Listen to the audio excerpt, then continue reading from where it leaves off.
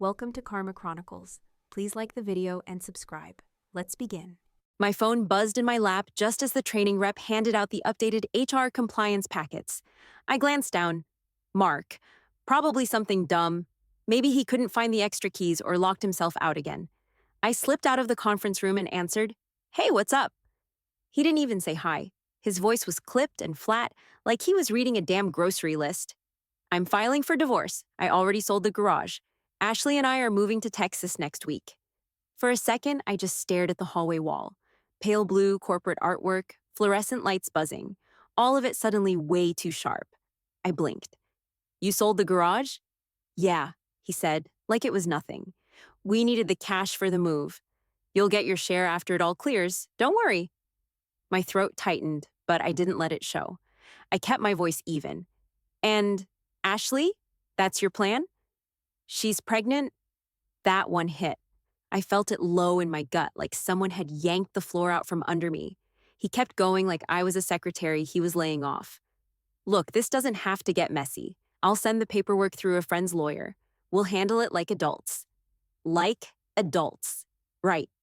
I walked slowly down the hallway, pressing 2 fingers to the bridge of my nose to keep from laughing, or screaming. "Who did you sell the garage to?" "Some guy named Brett. Doesn't matter. He wired the deposit this morning." I turned toward the glass doors at the end of the hallway, looking out at the parking lot. I couldn't feel my feet. "Anything else?" "Nope. Just wanted to give you a heads up." "Thanks for the courtesy," I said, and hung up. I stared at my reflection in the door. I looked normal. My hair was still up in that tight bun I always wore to work. Makeup still clean. I looked like I had my life together. But inside, I was boiling. Because what he didn't know, and never cared enough to ask, was that back in April, I'd moved the garage title solely into my name. He couldn't sell shit. Quick note, before listening, share which city or country you're watching from. I stood there for another minute, staring out at the parking lot like it might give me answers. It didn't, just some guy in khakis lighting a cigarette by his truck. I turned around and headed back into the conference room. The overhead lights felt brighter now, too white. I slid back into my seat, nodded at the trainer like I hadn't just had my marriage kicked in the throat. My pen moved across the handouts automatically, circling words I wasn't reading. But my head was spinning, not with heartbreak, not even with rage. Just numbers, timelines, legal facts. I kept hearing his voice in my head. We needed the cash. Moving to Texas. Ashley's pregnant. I swear it felt like watching a bad TV show on mute. 5 years. That's how long we'd been building that garage. I remembered the first night we walked through that beat-up shell of a building. Concrete floors cracked, dust covering everything. One sad fluorescent light flickering above us. Mark had looked at me with those dumb big ideas in his eyes and said, "Babe, just picture it. Our shop, our name on the sign." I was all in. I cashed out my 401k. He maxed a credit card, and we rolled the dice. We sanded floors, ordered parts, dealt with permits. We'd come home at midnight covered in grease and drywall dust, eating gas station burritos and dreaming about car shows and custom orders. And for a while, we made it. The money wasn't always great, but we had pride. We had something real. But then things shifted. Quiet at first.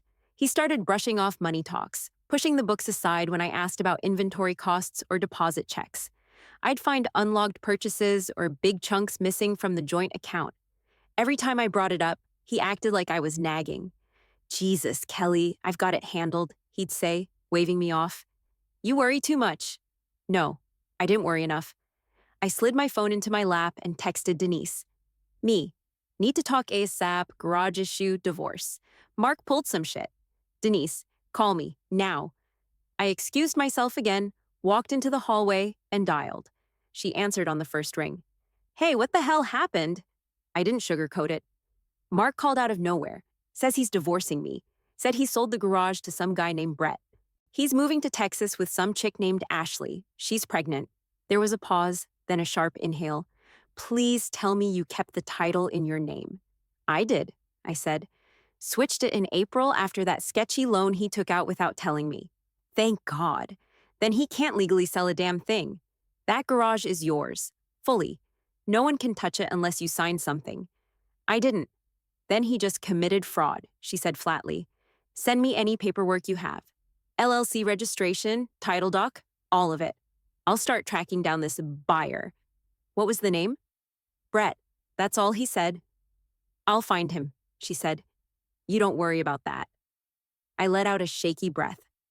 He thinks he pulled this off, thinks I'm just gonna roll over. He's an idiot, Denise snapped. You didn't marry a mastermind. You married a cocky mechanic with a savior complex? I smiled for the first time all day. You're still good at pep talks. I'm good at torching scumbags with zero legal footing. Sit tight. We'll hit him where it hurts. By the time the seminar wrapped, I couldn't even tell you what the last 2 hours were about. Something to do with insurance compliance. Didn't matter. I grabbed my binder, thanked the speaker like nothing was wrong, and headed straight to the airport. Once I was through security, I called Denise. She picked up fast.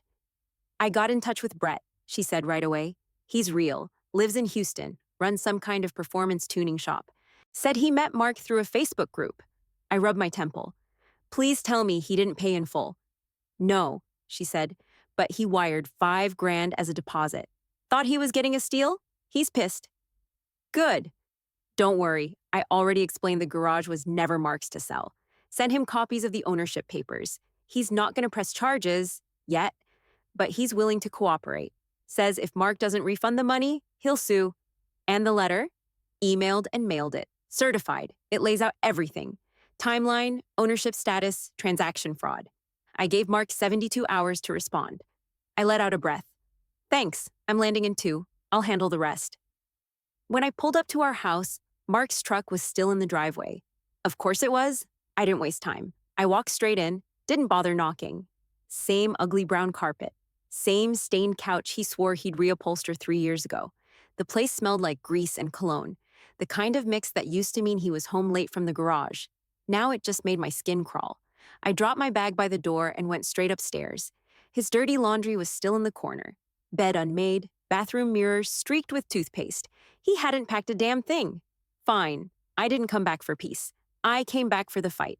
I spent the evening printing out every document Denise had emailed me. Title, LLC ownership, tax filings, all under my name. I laid them out neatly on the dining table and made dinner like nothing was wrong. Leftover chicken and a glass of wine. It was around 9 when the front door slammed open. You think you're clever, huh? Mark barked, stomping into the kitchen. His face was red, jaw clenched. Sending me legal letters? You can't do this. I didn't flinch, just turned toward him and gestured to the table. You mean that letter? Yeah, I did do that. He marched over, hands balled into fists. You're not the only one who built that place. I worked for that garage. I earned my share. Too bad you didn't read the fine print, I said calmly. Everything's in my name. You don't own anything. You never did. That's bull. I cut him off, holding up the paperwork.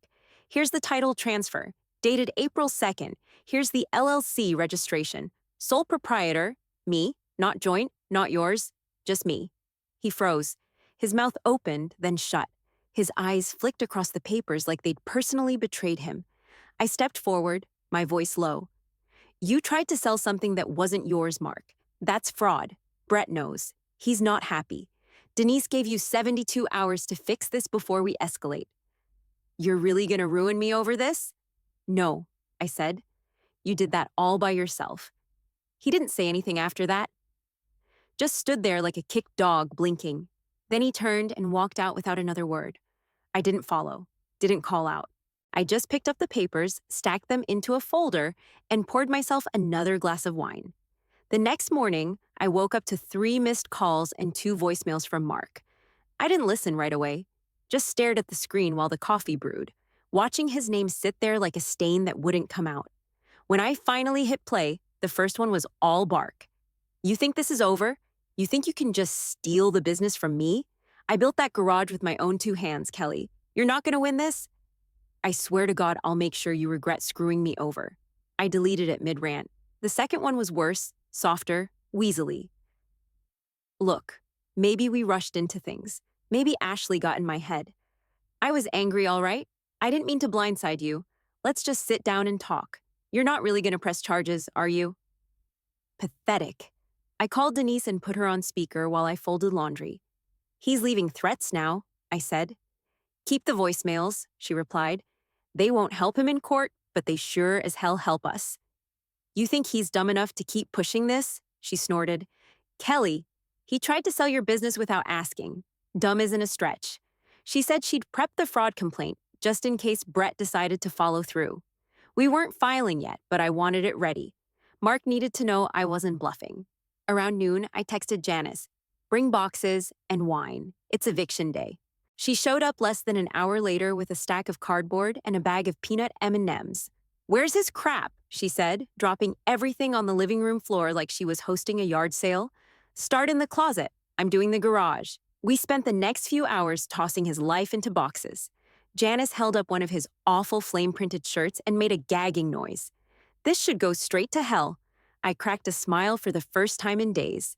Toss it in the regret pile. She paused. You okay? Not yet, I said, tossing his stack of car magazines into a bin. But getting there.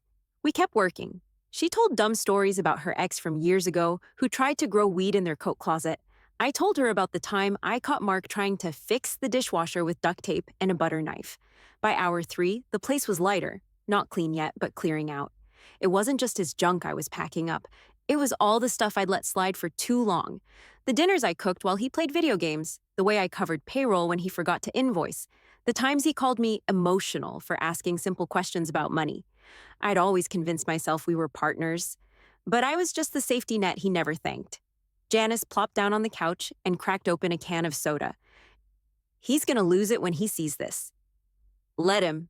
I stacked the last box by the door. He already lost everything that mattered. My phone buzzed again. Mark. I hit decline and silenced the ringer. No more, I said, mostly to myself. The knock came early, too early. I was still in my robe, pouring cereal, when it rattled the front door like somebody was about to kick it in. I set the bowl down and opened it. Mark stood there, unshaven, jittery, and right behind him was a woman with fake lashes, a designer purse, and a hand on her stomach like she thought the whole world needed reminding. Ashley. Before I could say a word, she breezed past me, heels clicking on the entryway tile.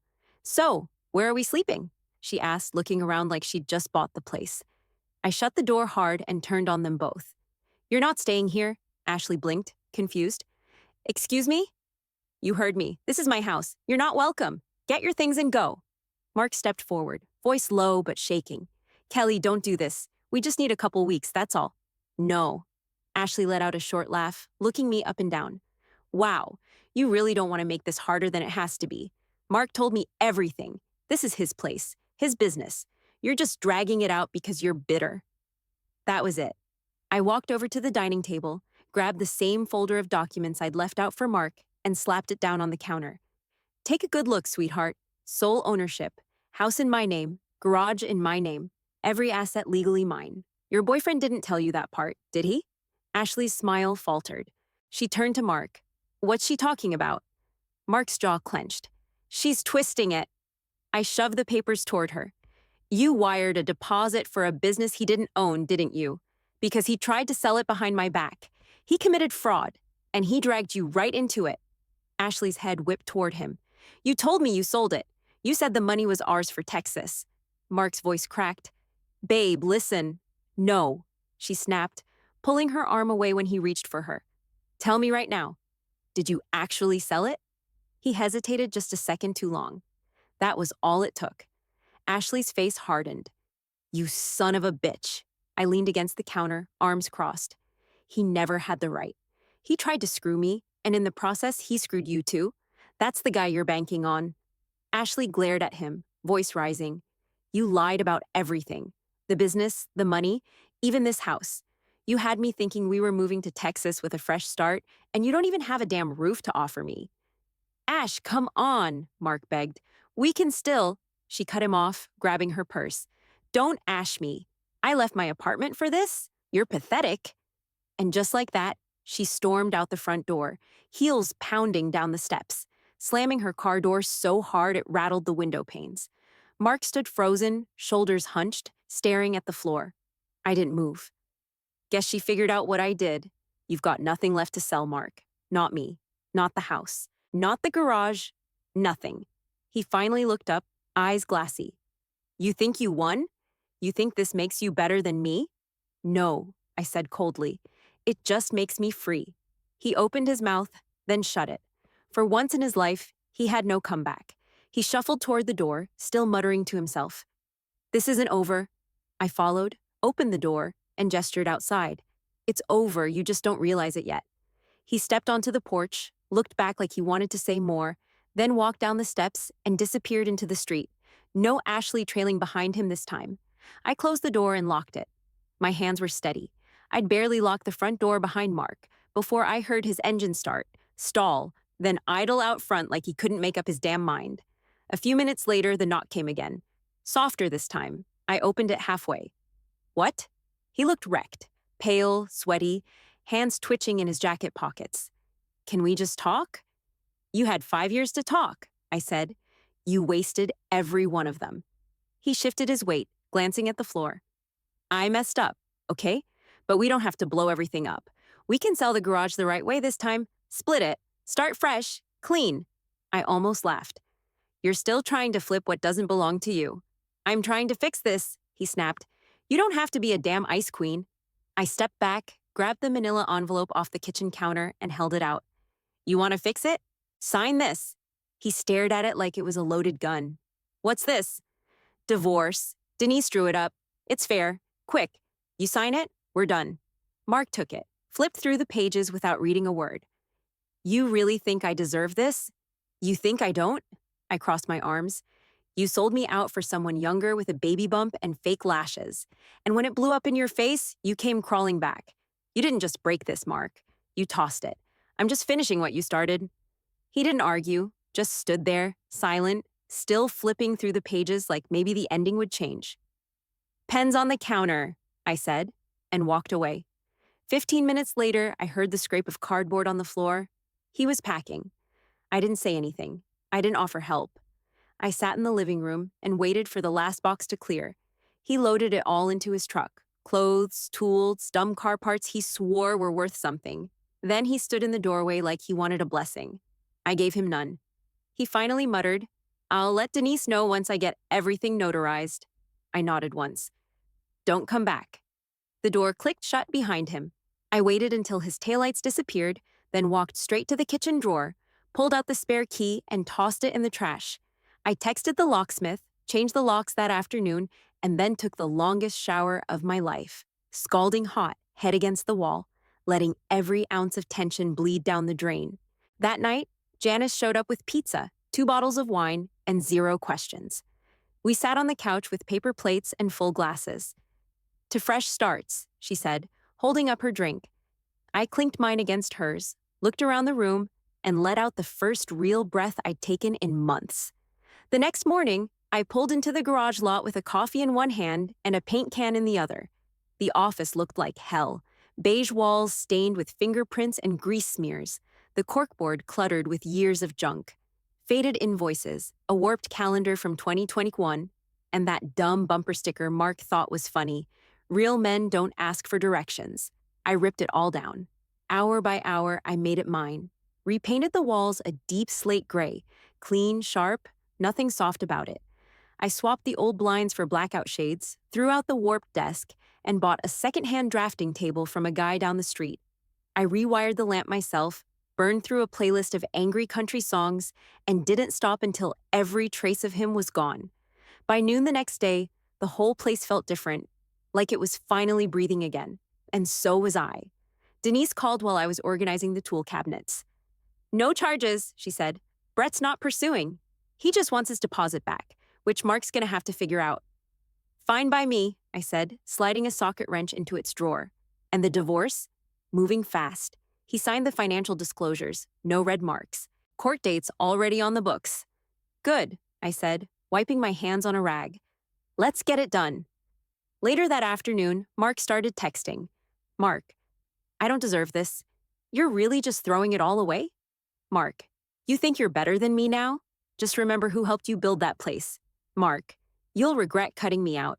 You always needed me more than you realized. I blocked the number, didn't even reply.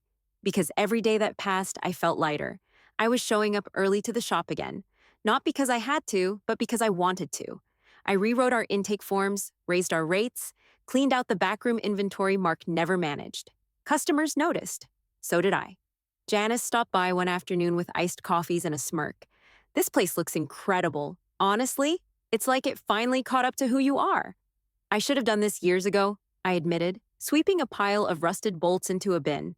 Yeah, she said, sipping her drink. But you didn't, and now you have. That's what matters.